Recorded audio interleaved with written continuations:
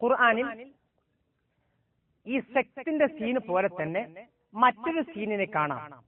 ശ്രദ്ധിക്കൂ, മുസ്വൈത്തിറൂൻ എന്ന് പറയുന്ന സ്ഥലത്ത് സ്വാദിന്റെ അടിയിൽ സീനിനെ കണ്ടാൽ ഈ സ്വാദിനെ സീനായിട്ട് ഉച്ചരിക്കണം എന്നാണ്.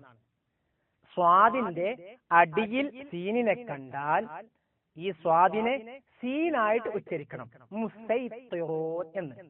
നേരെ മറിച്ച് ഇവിടെ സ്വാദിന്റെ മുകളിൽ സീനിനെ കണ്ടാൽ ഈ സ്വാദിനെ സീനായിട്ട് ഉച്ചരിക്കണം, ബസ്ത്വ. നേരെ മറിച്ച് സ്വാദിന്റെ അടിയിൽ സീനിനെ കണ്ടാൽ ഇവിടെ സ്വാദായിട്ട് തന്നെ ഉച്ചരിക്കണം. സീനിനെ മുകളിൽ കണ്ടാൽ സീനായിട്ടും സീനിനെ അടിയിൽ കണ്ടാൽ സ്വാദായിട്ടും ഉച്ചരിക്കണം. ഇങ്ങനെ ചില സ്ഥലങ്ങളും ഖുർആനിൽ കാണാൻ സാധിക്കും. അതുപോലെ തന്നെ മറ്റൊരു കാര്യം ശ്രദ്ധിക്കുക, ഫീഹാ കുതുബുൻ ഖയ്യിമ. ഇവിടെ മുഅന്നസിനെ സ്ത്രീലിംഗത്തെ സൂചിപ്പിക്കുന്ന ഹാത്തയിലാണ് ഇവിടെ വഖഫ് ചെയ്യുന്നത്.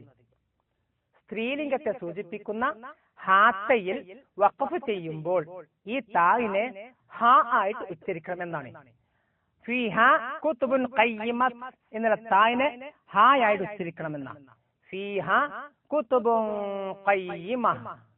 അതുപോലെ തന്നെ സുഹുഫൻ മുതഹറ, ഇവിടെയും സ്ത്രീലിംഗത്തെ കുറിക്കുന്ന താ ആണുള്ളത്.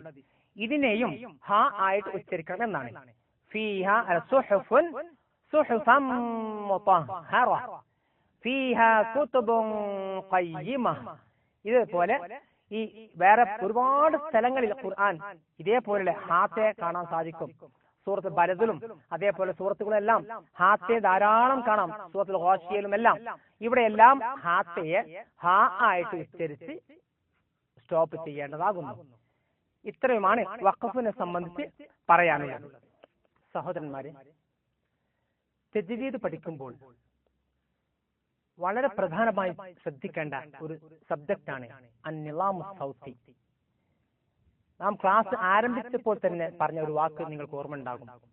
എന്താണ് തജ്വീദ് എന്ന് പറഞ്ഞാൽ തഹ്സീനുൽ ഹുറൂഫ് വ മഅരിഫത്തുൽ വുഖൂഫ് എന്ന് നാം ആദ്യമേ പറഞ്ഞു. അക്ഷരങ്ങളെ നന്നാക്കുക എന്നുള്ളതാണ് മെയിൻ തജ്വീദ് എന്ന് പറഞ്ഞാൽ. അക്ഷരങ്ങളെ നന്നാക്കുന്നതിന്റെ ഭാഗമായി വളരെ പ്രധാനമായും ശ്രദ്ധിക്കേണ്ട ഒരു വിഷയമാണിത്. ഈ വിഷയം വളരെ വിശാലമായി പഠിക്കാൻ ആഗ്രഹിക്കുന്ന ഏതൊരാൾക്കും ഈ ചാർട്ട് ഉപകാരപ്പെടും. അതുകൊണ്ട് വളരെ നന്നായി ശ്രദ്ധിക്കണമെന്ന് വിനീതമായി അപേക്ഷിക്കുകയാണ്. ആദ്യമായിട്ട് ഇവിടെ ആകെ 11 മഖ്റജുകളാണുള്ളത്. 11 മഖ്റജുകൾ.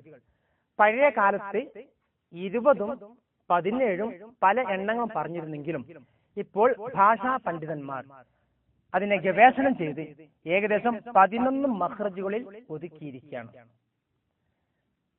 അതുപോലെ തന്നെ ആകെ 28 അക്ഷരങ്ങളാണ് നമുക്കുള്ളത്. ഈ 28 അക്ഷരത്തെ നമുക്ക് ആദ്യമായി രണ്ടായി തരംതിരിക്കാം. 28 അക്ഷരത്തെ രണ്ടായി തരംതിരിക്കാം. ഒന്ന് ഷദീദ് എന്നും രണ്ട് റിഖ്വ് എന്നും പേര് പറയുന്നു.